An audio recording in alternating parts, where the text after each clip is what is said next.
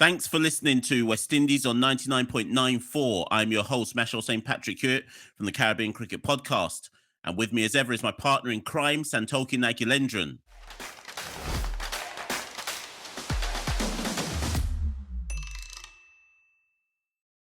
On today's show, we're going to be chatting about head coach Phil Simmons. In or out? Santoki, take it away. Boy, Mashal, we're going to need everyone listening to this might have to have a drink for this one. This is a big topic which has kind of persisted since Phil Simmons has been at the helm of the West Indies cricket side. So we're going to look at Phil Simmons from a leadership tactical point of view, but this being West Indies on 99.94 DM, we're also going to look at the wider issues, whether it be Caribbean journalism, sports administration, the divisive island politics within the region, which has all kind of fused together to create this sort of massive debate in the region about whether Phil Simmons does deserve to continue as head coach of the West Indies men's senior team. But Mash, do you want to take it away? I guess let's talk about, should we start with some context? Obviously, Phil Simmons was appointed West Indies head coach after the World Cup in 2015. And within less than a year and a half, he'd been sacked. A lot of drama took place within that, particularly his battles with the West Indies Cricket Board, Mash. Yeah, so I mean, to set the context for those who don't know, as Santoki has correctly pointed out, Phil has been here before, and that reign didn't last very long. And there was, I mean, people forget Santoki. He was the head coach when we won our last global title, the 2016 T20 World Cup. And I've already had people message me saying, people who want Phil out, messaging me saying, well, that was nothing to do with him. That's just because we had a great dynasty of players. It doesn't matter. They coached themselves to the world title. It's nothing to do with Phil. So when we talk about there being an agenda to want Phil to go, that's how deep this is running, that we're now saying that he's not responsible and has no part to play in us winning the 2016 World Cup whatsoever. But for those who don't understand or remember, Phil lost his job the first time round because he insinuated that there was a lot of political, and we don't mean government, we mean from the top of Cricket West Indies, interference in selections of West Indies squads, because this period in time with Phil becoming head coach coincided with players like Bravo being persona non grata in West Indies, that being Dwayne Bravo, being persona non grata in West Indies cricket, Kyron Pollard being persona non grata in West Indies cricket. So there was quite a lot of political to and fro, and Phil was kind of reprimanded for speaking out of turn. He was then, I think he never lost his job, but there was a bit of an investigation into whether Phil was right to be saying what he was saying. He got his job back, so to speak, and then was kind of dismissed a few months after that. So when Phil got the job again in November 2019, I think a lot of people, I'm going to speak for the Caribbean and say that a lot of people at the time kind of said, well, yeah, it kind of deserves to go to Phil. There were other people in the running. We knew it was going to be a West Indian head coach. President Ricky Skerritt had kind of intimated that we needed to now trust in our own, so to speak, to coach our team after having a period of overseas coaches, most Stuart Law, Richard Pipers for one series or so, etc. And he was like, we need to trust in our own. And Phil was kind of seen as the most qualified coach of Caribbean extract. So it was kind of accepted that, yeah, let's give Phil a go now. Again, at the helm of the West Indies cricket team. And with Skerritt in charge and Kishore Shallow, there's likely to be less none presidential involvement and interference in actually coaching the West Indies squad and leaving it up to Phil to get on with the job at a task. And what's kind of happened, Santoki, as I hand back to you, is that if we had stopped at the end of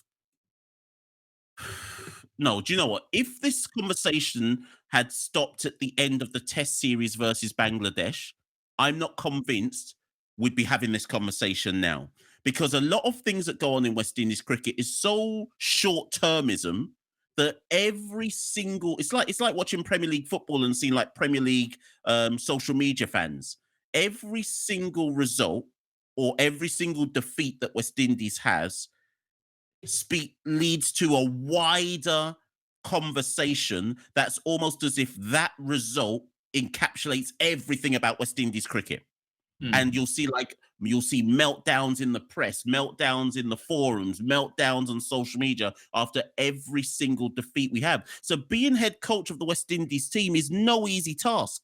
It's no easy task because you are literally judged on every single game. Yeah. That notwithstanding, Santoki, we have to call it as we see it. And the recent form is terrible. So at the Mm. same time, we have to accept that there is a reason for people being unhappy. Yeah, 100%. I think, as we said at the top of the show, there's a combination of factors. So, as you rightly point out, West Indies at the moment, as of speaking, are on a record-breaking losing run in ODIs, T20 internationals, which were our strongest forte in the past. We're struggling in. The question is this a coaching problem or is it a wider systematic issue? We don't have the right players to kind of succeed. So there's that question. Then you've also got the backdrop of, as you rightly said, when Simmons was coaching 2015, 2016, there were big problems with the administration. So for instance, an example, a few months after taking the job, he dropped Chanderpaul from the test side. Dave Cameron, who was West Indies Cricket Board president at the time, wanted Chanderpaul in the side. I believe Chanderpaul was even flown out for preparation camps against Phil Simmons' kind of judgment. So he was always sort of undermined by administration. Now he's come back a lot more transparent, a lot more positive relationship with the Ricky Skerritt administration. But we've seen examples of those within West Indies cricket immediately trying to undermine his position. I'll give an example. He took over in November 2019, as you said. I think we played a few series, Afghanistan, Ireland, then lockdown hit. Lockdown hits, West Indies fly out to play England.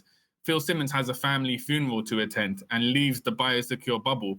Now, a good friend of Mashel's, Mr. Conde Riley of the Barbados Cricket Association, he immediately called for Phil Simmons to be removed as head coach of the West Indies side for putting people's lives at danger by losing this bubble. Now there's obviously political issues there with Conde Riley having his eye on becoming the president of the West Indies Cricket Board or Cricket West Indies. And so there's always been, as with anything in West Indies, there's always been this undercurrent of a wider issue with administration, divisive politics taken on. So Phil Simmons hasn't really had the backing of the region as a whole since he's taken over in 2019. He's always kind of been fighting this wave. And stuff like you mentioned, the miracle win in Bangladesh has kind of bought him more time, but it's never given a lot of people full confidence in his reign, which is a shame because you need that backing to have that confidence to kind of go on long term.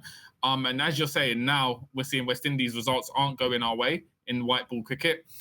The Caribbean fans are pouring out. The cuss out is in overdrive. And this is partly because of, I think, so sports journalism in the Caribbean isn't as it is. I mean, we're not here to cuss out sports journalism in the Caribbean. It is what it is. It's an implication of the wider society that and kind of resources into it. But you're never going to find long form articles or analysis in Caribbean media. It tends to be more short, snappy, clickbait articles, which are very much might be, all right, West Indies are losing, the head coach needs to be removed, and then no sort of statistical analysis, just that kind of opinion. And that kind of filters down to fans. So we've got a point where we've seen Pollard retire. Pooran's just come into the captaincy. We're still losing. Who else is there to blame? There's no one left to blame. The easy thing to do is to cuss out Phil Simmons and say he needs to be removed, as if this is magically going to solve West Indies cricketing woes. But we know, myself and you know, this isn't going to fix anything.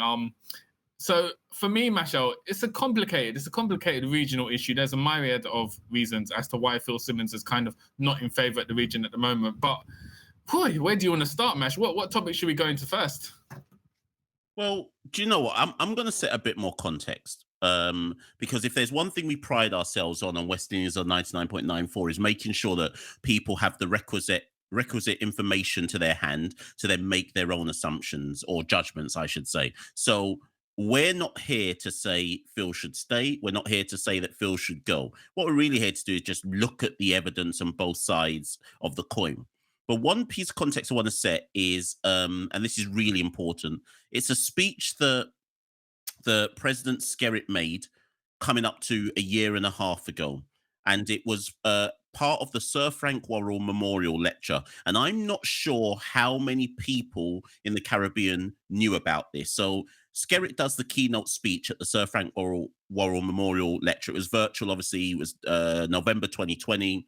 So it's in the midst of the pandemic. And His keynote was on reforming Cricket West Indies. And I'm just going to read this section of the speech out. And I apologize to people if it reads a bit long, but I need everyone to just take it in. And if needs be, get a pad and a pen out and write down some keynotes. He said the following, Santoki. But what if Sir Frank was to return to the world of cricket today? Sorry. He would observe that cricket is now one of the most popular sports in the world. More than 300 million people of all ages play the game, which boasts a worldwide fan base around 1 billion strong. He would also observe, however, that cricket has become an industry and that the cricket world is changing fast. Sadly, Sir Frank would also note that West Indian cricket on-field success does not come quite as frequently as it did when he was captain. He would see that regional cricket administrators have been grappling for the past 20 years or so with declining and inconsistent team performances in all three formats of the game.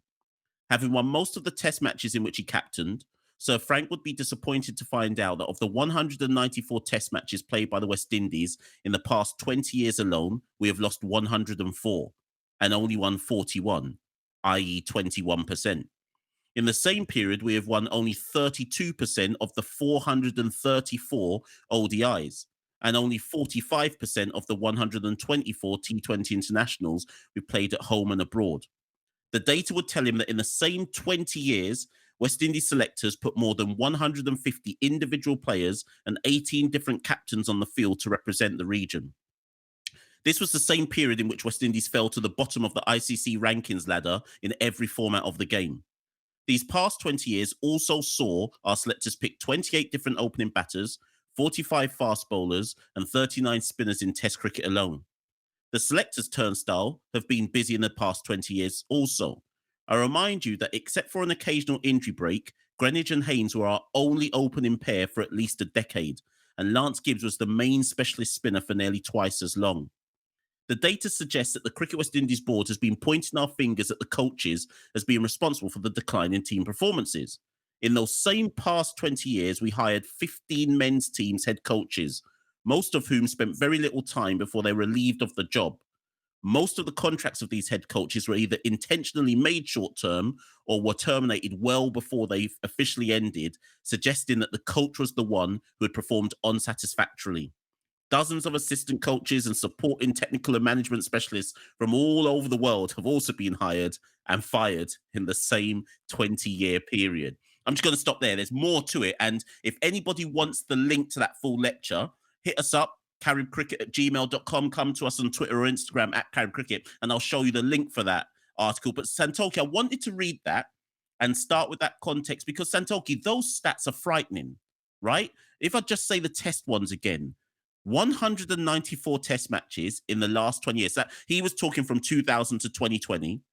We have only won 21% of them. And that's under 15 different head coaches. Now, this is why, Santoki, I can't necessarily get with the sack Phil Simmons campaign.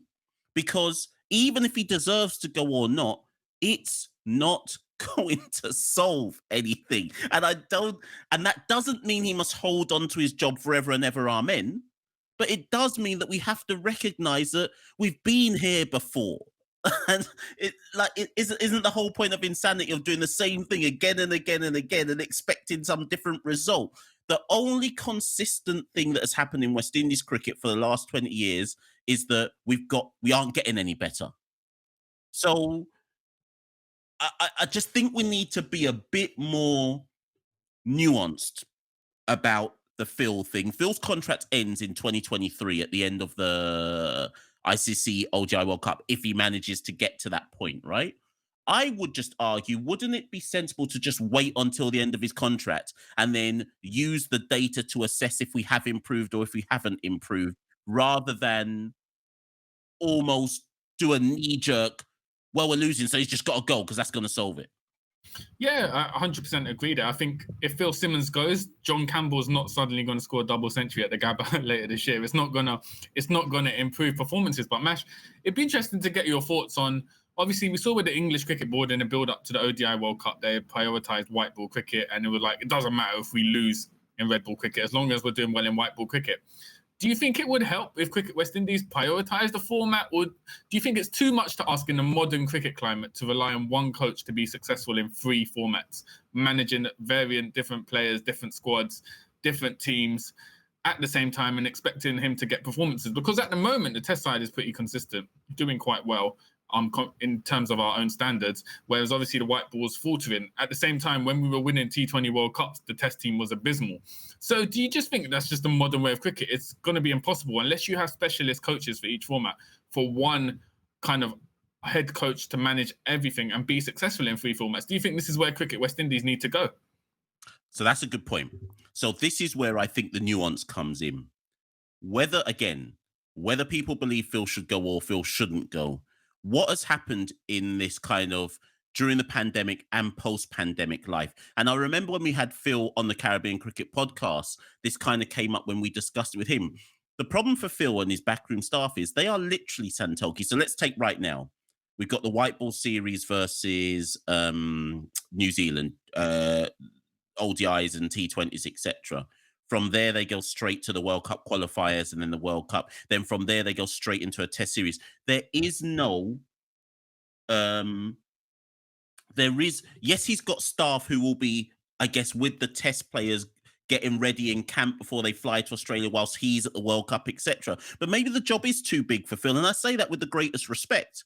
Maybe we need to expand the coaching pool. I don't know if I'd go as far as have a separate white ball coach. Obviously, England have done that, right? So they've got Baz for the Test team, and they've got, I think, is it Tim Mott? Is that his name for the white ball teams? Maybe that's where we need to go. I'm not sure where I stand on that, but certainly, I think Phil could help himself by expanding his backroom staff and bringing in. I don't know where West Indies would find the money, but bringing in a renowned white ball specialist. Do you get where I'm coming from? So Phil might oversee. Listen, hold on. We played India without a sponsor on our shirt.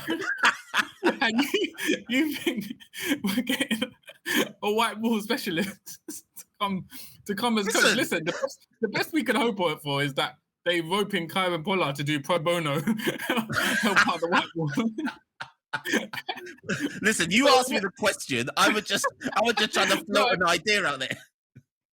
I get what you're saying. I think in an ideal world you'd have that, but again, this is the nuances of West Indies cricket. We got to be realistic. We aren't England. We aren't the English cricket board. We're not making millions a year. We're losing millions a year from touring. So we don't have the resources to employ full-time coaches for each format, as much as that would help the side. So at this point, you're relying on Phil Simmons, as you said, to kind of manage the 3 formats and potentially, if possible, expand his backroom staff.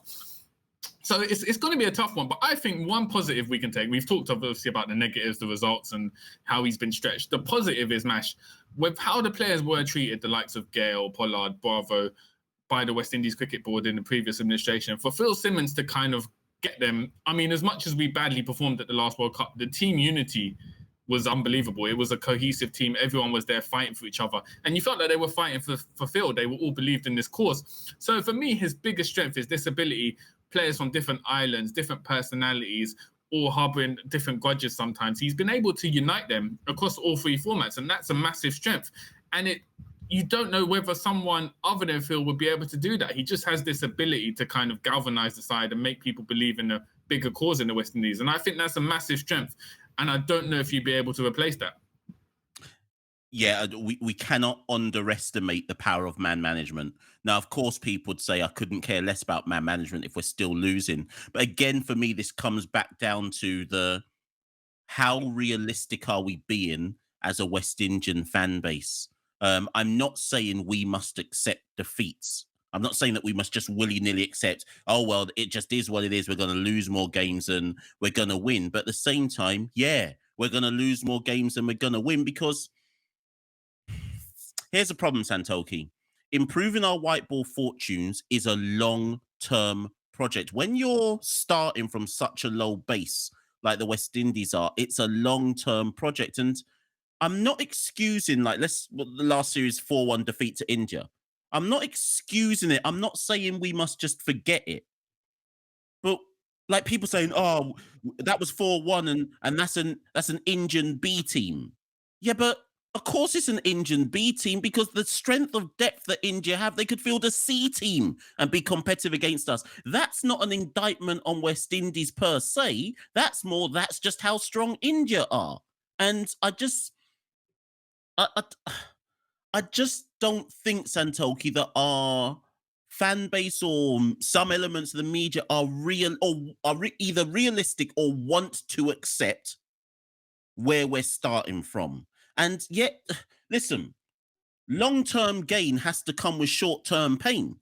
And the Yeah, problem in West Indies is the amount of short term pain that our fans are willing to accept is one or two defeats in a row, and then they expect then they expect victories to come after that. But I think that our short term pain is expecting the pain for a year, 2 years before you're gonna see realistic improvement. But what coach, what captain in the Caribbean, like how Arsenal fans say trust the process with yeah. Mikel Arteta. So he's what now? He's 3 seasons into trusting the process. No one's trusting the process with West Indies. You get 3 games if you're lucky for, Yeah. for a process. Do you see where I'm coming from?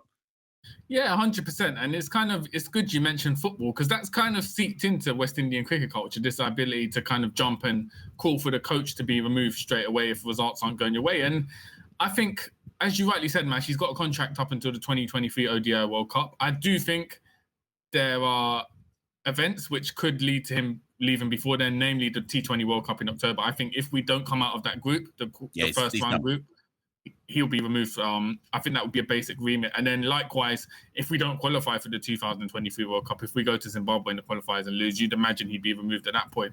So I think there is a tricky time period coming up for him. I don't think we'll see him extend beyond the 2023 World Cup. I think it's taken a big toll on anyone. I think the amount of pressure you'd be under in this role, and we've seen with like Ireland and other coaching roles how valued he has been. So I think we could see him leave for another country, which would be a shame. But like you said, we're not here to say Phil Simmons should go or Phil Simmons to stay. We're just presenting the facts and how there are multi nuances to this whole debate and why people in the region are calling against him to go. Mash, what do you think? Looking at that, like we've said, the media have been a lot of them have been against Phil Simmons. Do you think it's just a case of no one else to blame? Is there anything to do with island politics? Is there like an agenda against Phil? What kind of, because we've seen it, it's almost been unprecedented, the backlash against Phil Simmons, and before it was Pollard as well. But now we're seeing Simmons take most of the burden. What do you think is the reason for this kind of media directive to kind of call for Phil Simmons to go? Is it just basically results?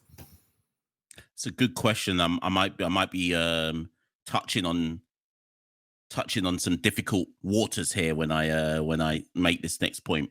I think we have to be honest and we have to remember that when Skerritt got the job, for at least the first 2 years of Skerritt being in the job, the Barbados Cricket Board were anti. I think the Guyana Cricket Board were anti, more than everybody else. And being anti, it meant that they had the biggest critique of any choices that Skerritt made. So the first kind of big choice he made was Pollard as captain. Pollard's a divisive figure, shouldn't be, but he's a divisive figure in the Caribbean. So people were anti in that sense. So it made sense why Pollard would be the initial figurehead of blame because he's more divisive. Anyways, the Get Pollard Out campaign had been running for quite some time. He's gone now. So, as you kind of intimated at the top, someone else has to get it now because he's gone. Because I still remember, Santoki, I got the receipts. Remember, people said Pollard's got to go. He's the one holding the team back. Well, results are still the same. Obviously, they can't go for Pooran yet. He just new in the job, but they will come for him. They will come for Pooran in time. So now it's got to be Phil because Phil is Skerritt's pick. So I think there's still definitely a bit of an overhang of that with regards to Skerritt's got it wrong. He should have never given it to Phil and so on and so forth.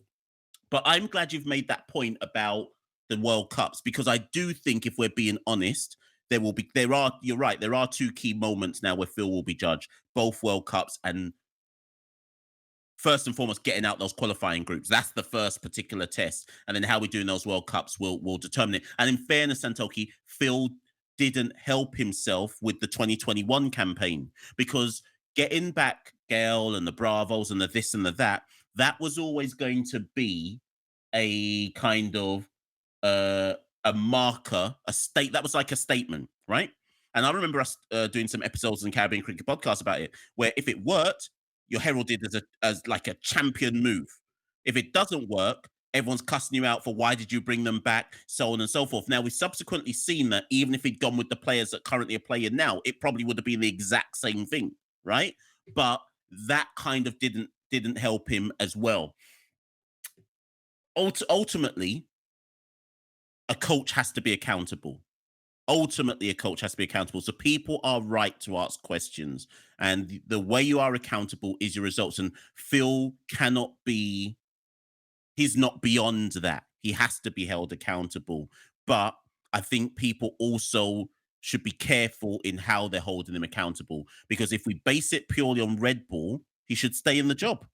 Because Yeah. what has he actually done wrong compared to previous coaches that justify him being removed? So I hope that we don't fall into the kind of knee-jerk reaction of responding to the cuss out, responding to the media, and saying Phil's got to go. And then next thing you know, now we're removing from all formats of the game, when actually, if you study the numbers, first and foremost, he shouldn't be gone from the Red Bull team. No matter what numbers people give, he shouldn't be gone from the Red Bull team. So it should be specific to what you're judging it based on white ball criteria. But I think you're ultimately right, Santoki. If I'm Phil, see, when my contract ends in 2023, why on earth would you renew?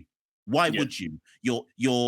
You're respected all around the world. Basically, Phil is respected all around the world in cricket, apart from in his own region. He, he's taken Ireland to heights. He took Afghanistan to heights. So we know this guy's got pedigree. But of course, in time-honored West Indian tradition, he's no good because the Caribbean says so. And I guess finally from me, even if we get rid of him, Santoki, who are we even getting? Who are we realistically getting? People are sending me messages saying stuff like, let's try and get Brian Lara. What? Like, why would Brian Lara take whatever little piece of money we can give him to take on the stress? Listen, I know Lara's a legend, but he's got the Sunrisers Hyderabad bag. He's not giving that up to come and get cussed out in the region. You know what I mean? Do you know what I mean? So I think people should be careful what they wish for. If they get what they want and Phil goes, I just hope they're realistic and give whoever the next person is the time to build a team, but they won't be. And we'll be back here again having the exact same conversation a year and a half from now, 2 years from now, saying, but look at the last 24 years. So I'll give you the last word, Santoki. On that note, Mash, obviously, yeah, critical few months coming up for Phil Simmons. As we always say, this has been the motto since we've been on 99.94, never a dull day in West Indies cricket. So surely something will come up sooner rather than later. But we'll be interested to see how it goes with Phil Simmons. And we wish him the best going forward, coming up to a World Cup in a few months. But Mash, that's been episode 4 of West Indies on 99.94. Most definitely. People, you know how the drill goes now by now. Get at us if you've got any comments about that. You don't have to agree with what we say. You might want to question what we say. caribcricket@gmail.com is our email. Of course, find us on Twitter and Instagram at Carib Cricket. It's goodbye from me. Santoki, is it goodbye from you? Yeah, it's goodbye from me, and we'll catch you on the other side, guys. Stay locked.